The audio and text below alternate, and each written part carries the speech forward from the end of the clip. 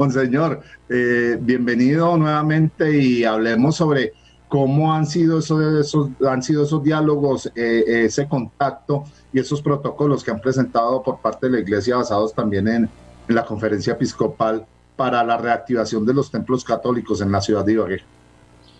Sí, bueno, como ustedes saben, la Iglesia Católica se ha unido en torno al diálogo para la apertura de templos y todas las medidas de bioseguridad que hay que guardar.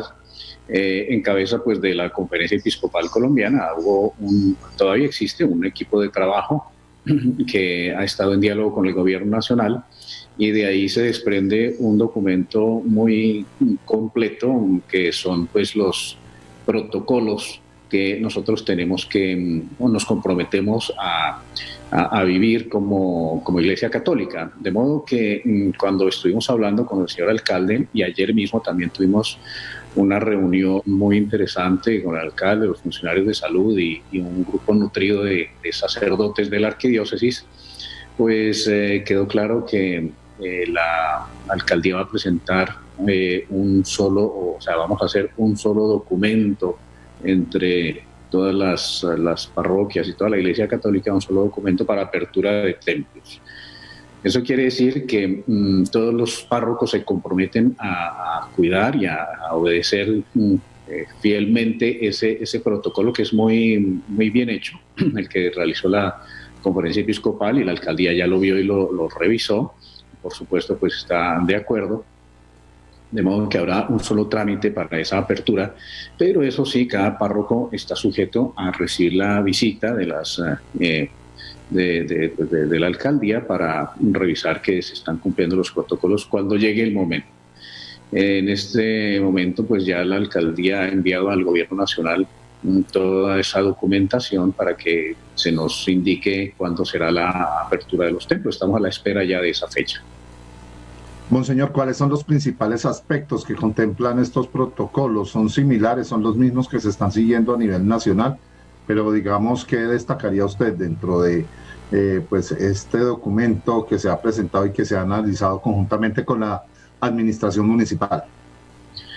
Bueno, digamos que quedó claro ya en el último proceso de elaboración de estos documentos que, por ejemplo, el porcentaje de personas que pueden ocupar el templo, que va a ser un 35% de su aforo, porque se había hablado pues de un número, que si eran 15, que si eran 20, que eran 50 personas. Entonces pues obviamente el modo correcto de calcular cuántas personas pueden estar guardando pues esas medidas de bioseguridad dentro de un templo es el porcentaje del aforo, que en este caso va a ser de 35%.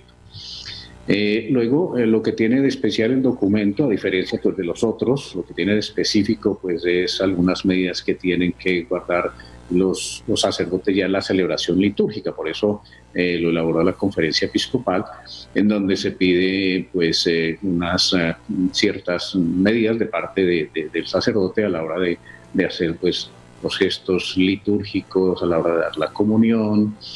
Eso es como lo particular. De resto es todo lo que es el distanciamiento, las medidas de limpieza de manos, de zapatos, toda la entrada, el control de la temperatura, todo eso, pues yo creo que son pues muy similares a todo lo que se está pidiendo para otros establecimientos donde se reúne una cantidad de gente. ¿Se contempla la instalación a la entrada de las iglesias de lavamanos y de dispensadores de gel o de alcohol, sí, como se está elaborando en otras partes? Sí, exactamente. En algún momento se habló de que había que instalar lavamanos, entonces eso pues fue un poco como complicado, pero ya interpretando bien pues lo que dice la norma del decreto nacional, lo que hay es que cuidar el lavado de manos, ¿no? Y fue curioso, ¿no? Esa interpretación, no es instalar lavamanos, cosa que es dispendiosa y costosa, sobre todo para las parroquias que en este momento pues están muy escasas de bienes y de dinero, porque pues después de estos meses de estar cerradas, hacer unos gastos es muy dispendioso. En cambio, sí, pues tener el gel antibacterial y tener una persona que esté ahí controlando ese aseo sí es posible. Monseñor, ¿cómo ha sido el impacto? Porque todos los sectores se han impactado en lo económico y más aún, o en este caso que nos ocupa, el de las iglesias, que muchas de ellas se sostienen es de el ingreso que perciben por concepto de las donaciones, los diezmos, la limosna que dan muchos feligreses. Sí, efectivamente. Por ahora la arquidiócesis dentro de su estructura económica ha tenido que hacer pues una serie de movimientos, ¿no? De destinar unos dineros, de buscar unos ahorros que se han destinado para pues darle a los sacerdotes en las parroquias más necesitadas, porque efectivamente, pues claro, al no haber servicios, al no haber liturgia con el pueblo, pues la economía de una parroquia pues se viene abajo. Y en cambio sí se están pagando pues los servicios públicos, luz, agua y todo esto, incluso pues bastante caros. Eso no se ha detenido, y todos los demás gastos, por ejemplo, mantener a nuestros empleados. Les he pedido a los señores párrocos que tener con mucha atención, cuidado, caridad, en lo posible pues no despedir a los empleados, y eso pues requiere pues un esfuerzo grande, de modo que sí se ha estado buscando primero entre los ahorros que tiene la diócesis, que no es que sea pues una gran cantidad y una cosa muy bollante, pero sí se han como redireccionado algunos gastos. Luego pues también una economía mucho más austera dentro de lo posible, y gracias a Dios también han llegado donaciones que nos permiten atender otras necesidades, pero sí estamos, digamos, como un poco alcanzados en la parte económica. Eso nos ha golpeado bastante. Sí, Monseñor y Gerardo, una pregunta. Hace una semana se hablaba de que la Iglesia Católica en Colombia advertía de declararse en quiebra en el mes de agosto. ¿Esto se podría dar? ¿Estamos tan cercanos a esto debido a esta pandemia? Sí, se hizo una interpretación de las palabras del señor arzobispo de Bogotá y se pusieron como a nivel nacional. El señor arzobispo de Bogotá hizo una consideración económica, digamos, como una proyección a grandes rasgos, y se veía justamente pues que la dificultad económica de la arquidiócesis de Bogotá era grande, y entonces pues ese era el caso de la arquidiócesis.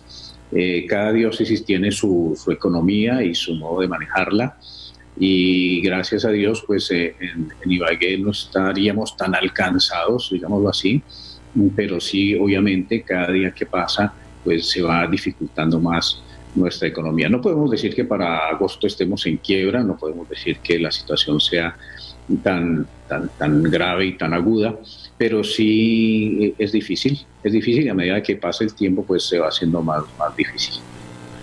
Monseñor, ya para concluir y agradecerle su intervención hasta ahora aquí a través de Econnoticias, así las cosas, ¿para cuándo se esperaría que nuevamente la gente pudiera llegar, o la comunidad pudiera llegar a la misa del domingo, a la misa diaria en las parroquias?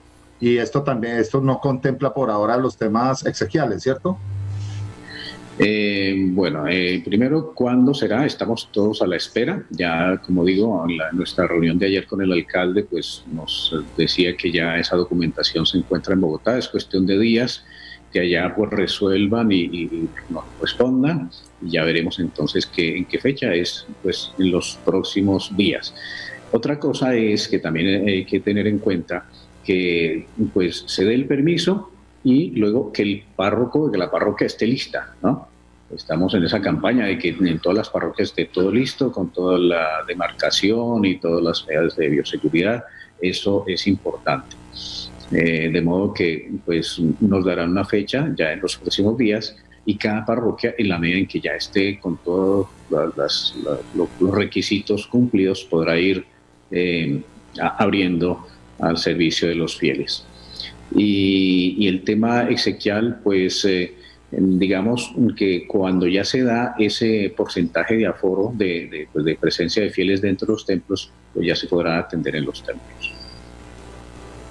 Monseñor Miguel Fernando González, muy amable por estar aquí a través de Con Noticias de Ecos del Conveyme. Esperamos que todo salga bien y que pues, nos sigamos cuidando, pero sin dejar de lado la fe católica, la fe de quienes creen en un Dios todopoderoso y que nos va a ayudar a salir de esto. Y pues la bendición para despedirnos de esta transmisión. Sí, y antes de la bendición, sí, también de mi parte, una vez más, por favor, cuidémonos, porque démonos cuenta que estamos no todavía, sino estamos incluso en un periodo, en un momento de alto contagio y se están abriendo pues todos estos servicios para el público y va a haber más movimiento. Seamos muy prudentes para que no vaya a tener que reversarse todas estas medidas.